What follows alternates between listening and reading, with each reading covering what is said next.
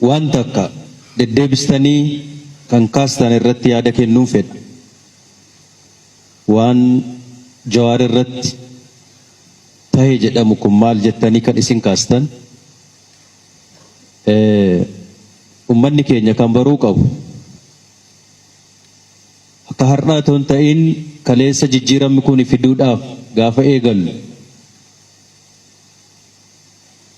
nama waggaa tokko mitiiti guyyaa tokko sa'aa tokko sakandii tokko Oromoodhaaf qabsaa'e kamuu walitti qabnee walitti makamnee wal qabanneetu tokkummaa Oromoo ijaarraa karaan keenya sana qofa jenneeti kan biyya ollaa jirullee kan biyya hambaa fagoo jirullee waammannee wabii walii taane humna walii taana humna dabalataa walii taana jenneeti waloo affeerre wal waamne kanaan qofa qabsoon Oromoo kan cimuu danda'u tokkummaan Oromoo kan inni cimuu danda'u jenneeti.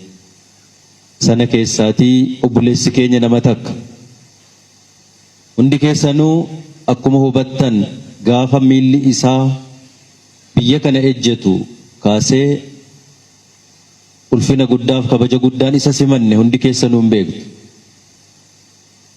Sanaan boodas hojii guddaa hojii bal'aa waliin hojjetaa dhufne waliin hojjetaa turre. Kaleessas obboleessa keenya har'as obboleessa keenya borus obboleessa keenya.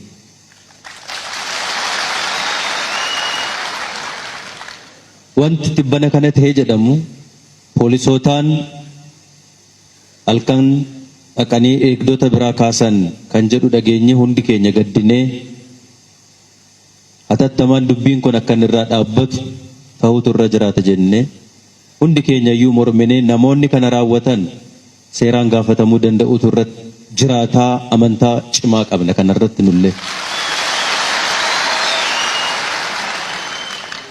Waan namni baruu qabu ituu obboleessa keenya balleessuu barbaanne hidhuu barbaanne biyya kanattuun affeeru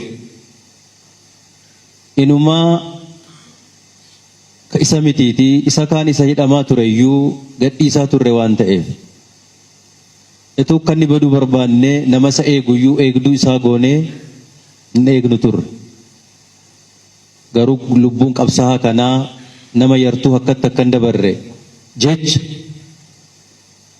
eegaa turre waan ta'eef wanti irratti raawwate ammallee fudhataman qabu hin mormina borus waliin hojjenna waliin qabsoofna.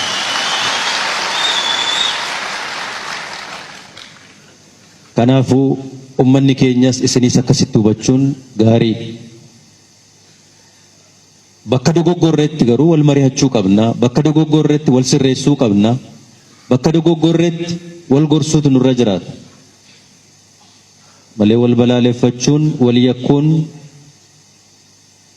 wal balleessuun qabsoo saba keenyaa ajjeesaa dadhabsiisaa dhufe malee hin cimsine hin jabeessine. Kanaaf sanarraa barannee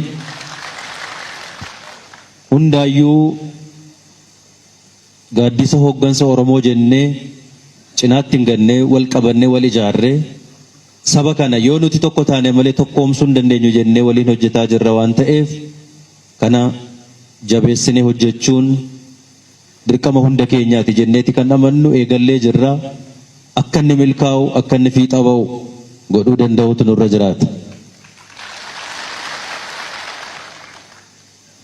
Waan raayyaa ittisa biyyaa waliin wal qabsiistanii kaastan muummeen ministiraas as waan jiraniif teenyee waliin laaluun barbaachisaadha.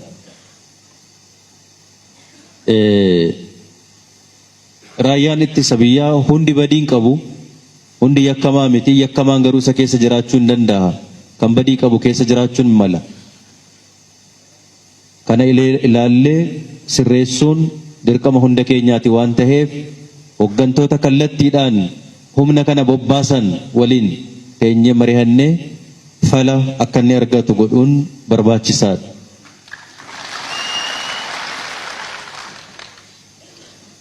Kan magaalaa Harar magaalaa Direedhaa rakkoo hedduu keessa ture har'allee rakkoo keessa jiru dubbiin kun dubbii ulfaataa fi cimaadha. Magaalaa Hararii hanga tokko karaa qabsiisuudhaaf yaalamee jira. Rakkoon cimaan nurratti dhufaa jiruu fi uummata keenya illee haalaan dararaa jiru rakkoo magaalaa Dirree Dhawaati. Dubbii kana gadi teenye ilaallee maddi rakkoo kanaa, abbaan rakkoo kanaa, uummata kana kan dararaa jiru eenyu kan jedhu ilaallee falakaa'uun barbaachisaadha. Yeroon isaas har'a waan ta'eef dubbii kanas yoo ilaalle gaarii ta'a jenneeti kan laallu.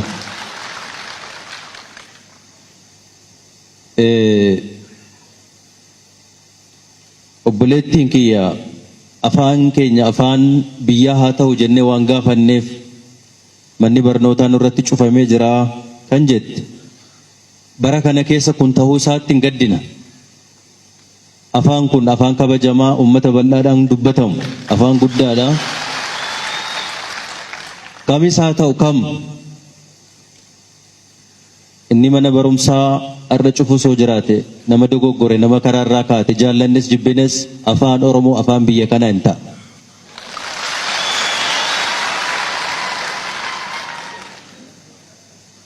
Kanaaf qabsoofne hunduu kanaaf qabsaa'e.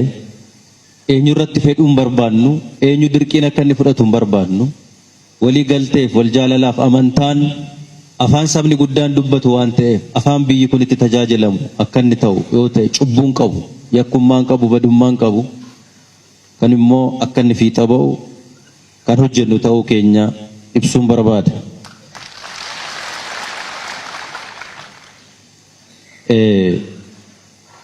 Egaa erga kana jenne rakkoon deddeebi'ee nurratti dhufu kun maaliif akkas tahaa?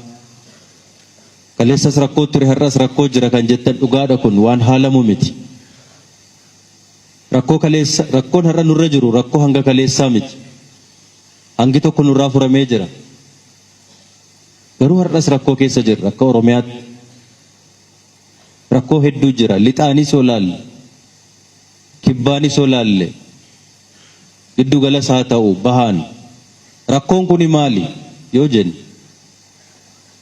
ammallee erga miila hiikkachuu jalqabneetii hidhaa ofirraa hiikkachuu eegalle malee xaxaan nurra jiru, shirri nurra jiru, dabni nurra jiru hedduudha, bal'aadha jenne kan nuti dubbannu qabatamaan waan nuyi har'a argaa jirru kana. Shira guddaatu nurratti deemaa ture, nurratti deemaa jira. Daba guddaatu nurratti deemaa ture, har'allee daba guddaatu jira. Sanatu nu hammacaa jira gamaaf gamana har'allee. Kun dagatamuu hin qabu. Kun akkamitti keessaa baana dhaabbannee wal mari'annee akkamitti ofirraa furreet miilla lamaan deemnee bakka barbaanne geenya kan jedhu dhaabbannee ilaaluu fi wal mari'achuu danda'uun, walitti dubbannee wal deeggarree wal gargaarree waliin hojjechuun baay'ee barbaachisaadha. Wanti biyya kana keessatti hubatamuu qabu, nus waa'ee tokkummaa lallabaa baane, waa'ee wal jaalalaa, waa'ee waliin jiraachuu biyya kanaa iyyaa baane. Maaliif biyya kanaaf sanatu ta'a jenneeti, sanatu fala jenneeti, sanatu mala jenneeti. Yoo kana jennu garuu nuti qofti waan tokkummaa hawwineef tokkummaa dhufuu hin danda'u. Waan nuti qofti jaalala hawwineef, lallabneef wal jaalalli dhufuu hin danda'u. Nami hunduu kan baruu qabu eenyus haa ta'u eenyu, kan Oromoo jaallatus kan Oromoo jibbus kan baruu qabu. Nuti biyya kana keessatti bar wal ulfina walii laanneet, wal kabajneet, wal qixxummaadhaan waliin jiraanna jenne malee wal tuffachaa waliin jiraanna hin jenne. Kun baramuu qaba. Eenyuyyuu har'an tuffachuu barbaada taanaan fudhataman qabu. Madaallii kamiin, ulaagaa kamiin? Har'as gabroonfataa kaleessaa nutti deebisuudhaaf hawwa yoo ta'e Oromoo fi Oromiyaa gidduutti fudhataman qabu, iddoon qabu ta'uu hin danda'u. Nama hunduu kana baruu danda'utu irra jiraata. Barrisaaf jabannisaa irra darbee jira. Irra darbee jira. Dhaloonni har'a jirru dhaloota kana baachuu